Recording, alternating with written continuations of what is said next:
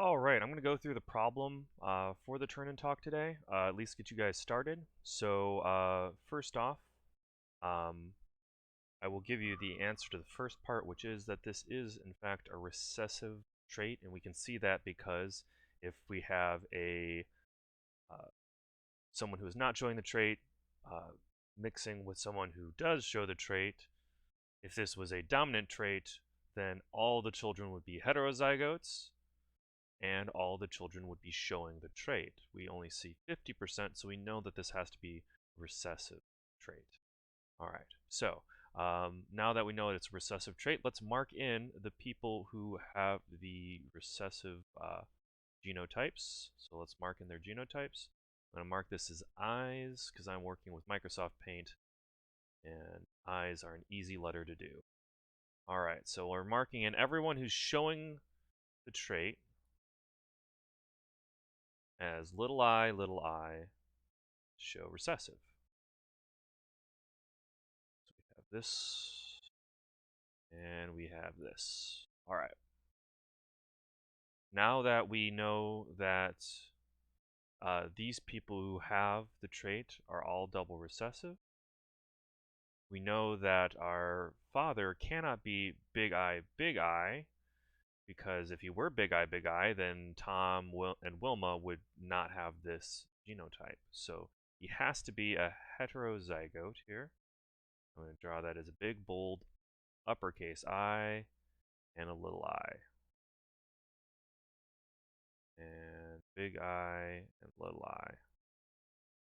Big I, little I. We know Sam and Anne both have a little I because they had to have gotten one of those little I's from their mother, Arlene.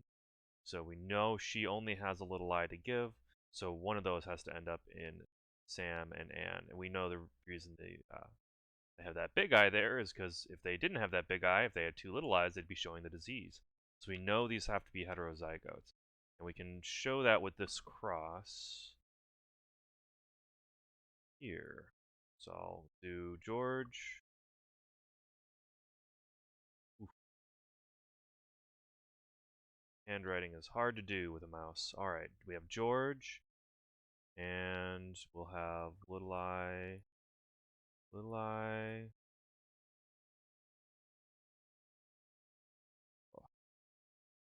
All right, and this is Arlene.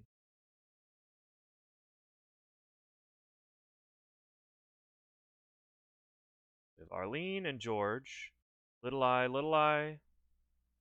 That a little more obvious. Little I, and big I, little I. Excuse me. Ooh, had a cough a little bit there. All right. So this first cross will be big I, little I, and then big I, little I. The big I is coming down from George. The little I is coming across from Arlene. And both of these children will be little I, little I. Because again, this little I comes across here, and this little I comes across here. All right. So that actually accounts for all four children we see as well. Two big I, little I's, and two little I, little I's. Now, based on the fact that Carla shows the disease, we know that Anne had to give her a little I. We also know Michael had to have a little I to give, right? But Michael isn't showing the disease, so he has to be big I, little I as well. So this is sort of like a logic puzzle.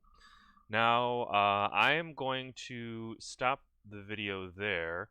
I want you guys to tell me whether or not you can know for certain what the genotypes of any of these remaining people. So Sandra, Daniel, Alan, Tina, and Christopher. Can we know their genotypes? How much of them can we infer?